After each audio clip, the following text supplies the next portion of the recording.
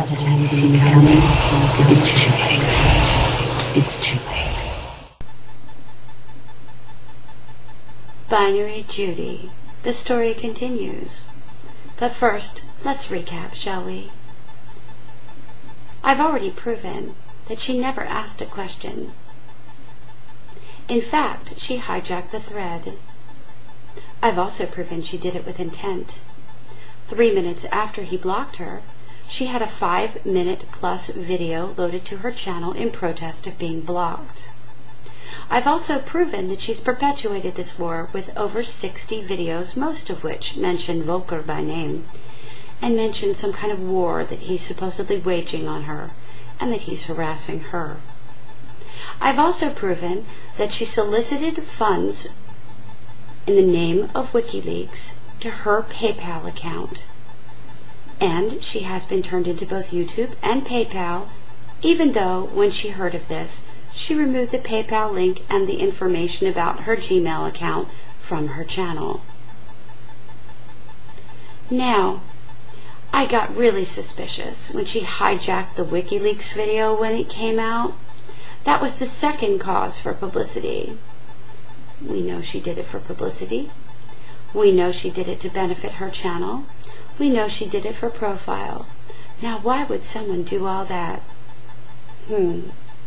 So I poked around. I wanted to see what I could find about Miss Judy on the net, and I found some interesting things. And together, with a brilliant mind like Jeffrey's, you should see what we found. Wait, I'll let him tell you. I find it highly appropriate to turn on some music, as I am to take you all to the abyss of the darkness under sea.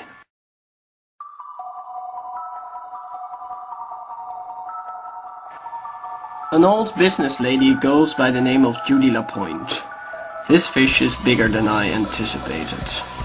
Although it's dreadful to see how evidently it is that she can hold an opinion so strongly that it seems to count as fact. In the rise of constructed discourses, a woman like Judy101101 has nothing to gain and everything to lose. The track record has it that the owner of the domain thepeoplesvoice.info tried utterly hard to get the site online, but in 2 years of time it ended up getting the status of suspension instead. Now how can a domain get that status more than once, if not of technical difficulties standing in her way? That's right, thepeoplesvoice.info is a domain registered at GoDaddy Web Hosting, and I have endeavored to find out how accounts and domains can gain the status of suspension, as it appears to be a generated dynamic page that applies as a redirect on all the domain's pages and folders. I have seen this before.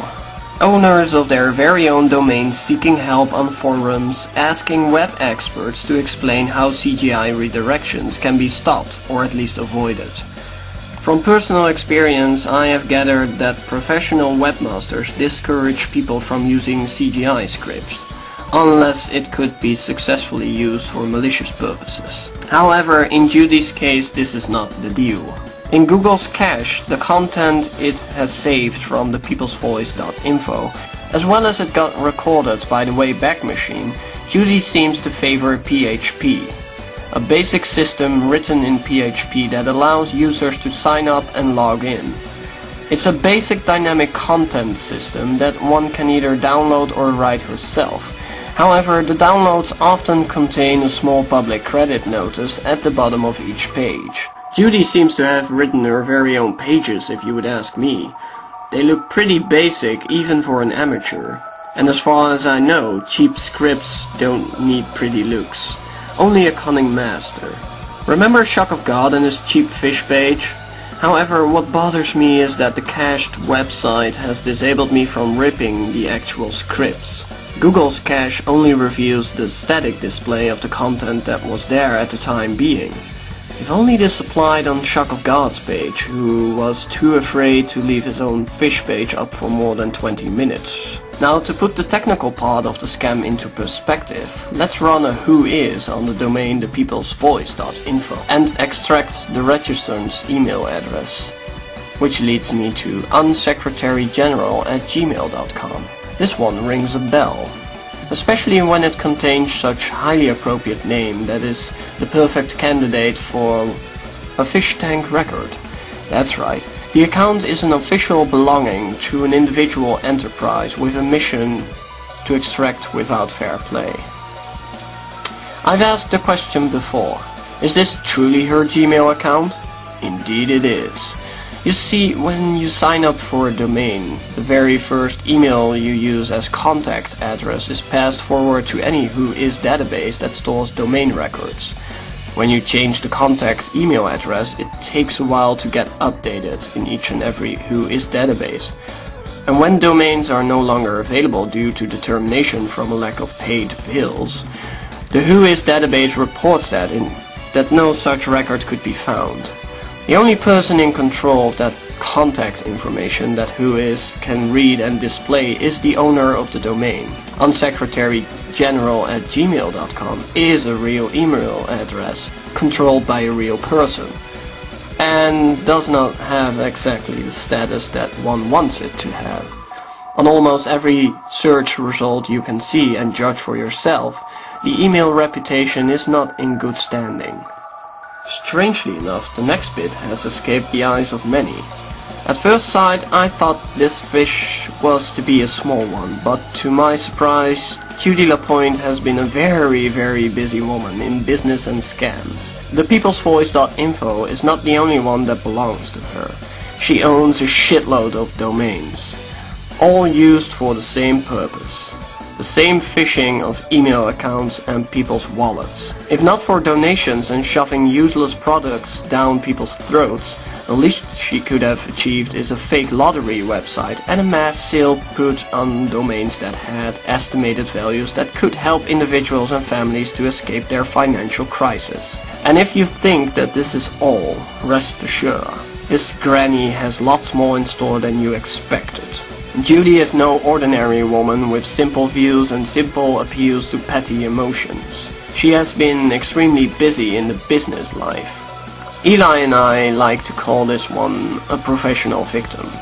Selling hard luck stories and manufactured drama is one thing, but going after people's wallets without informing them, I'm not sure what to say about it, but it's pretty obviously deemed to be highly unwanted even in the legal world, Canada included.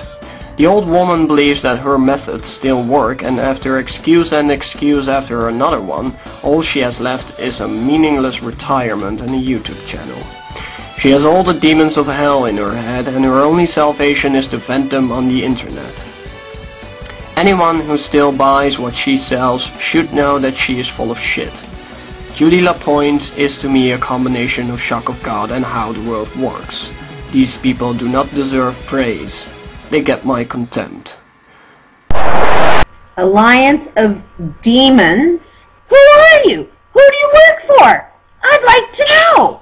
We are our own entities, and we work for no one. We work for no one.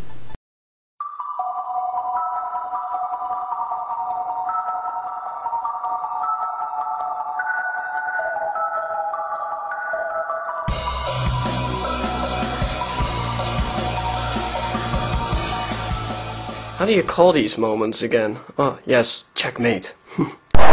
Should we receive any copyright or privacy claim, you know the drill. Feel free to mirror this video.